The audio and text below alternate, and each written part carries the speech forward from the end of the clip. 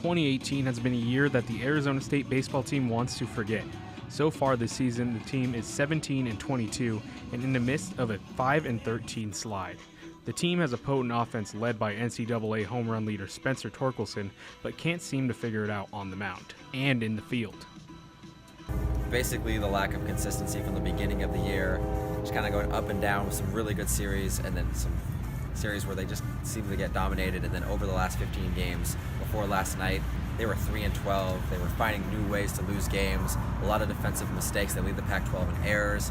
The bullpen was trying to collapsing on himself. Pitchers that looked amazing in the beginning parts of the season, kind of like Chaz Montoya, were falling off. He's given up, I believe, 11 earned runs in his last 6 innings of work. So it's just they're not being able to count on anything in particular because everything has been so up and down, and recently everything has basically gone down.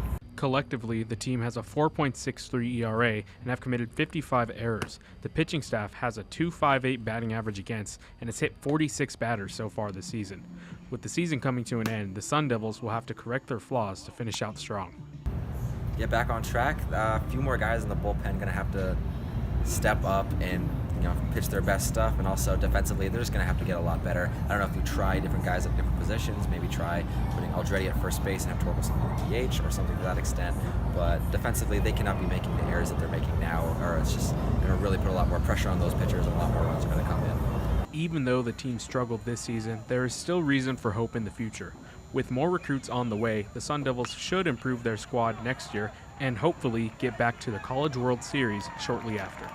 Next year, well, they're getting a lot of pitching recruits, so perhaps a few of those guys can step up and stand in as freshmen and make a big difference. Boyd Vanderkoy has struggled with some injuries this year, but when healthy, he's been excellent in his freshman season, so maybe next year as a sophomore, maybe he can get an off-season of health, he'll be even better than he was this year.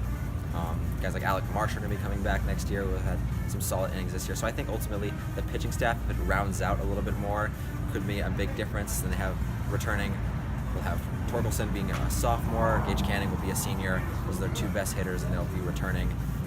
So they have a lot of freshman hitters like Hauber or Lincoln Williams or Drew Swift, who maybe were a little bit down this season so far, but maybe they can pick it up by the end of this season and get some momentum and work on a few things going into next season to be a little bit more productive.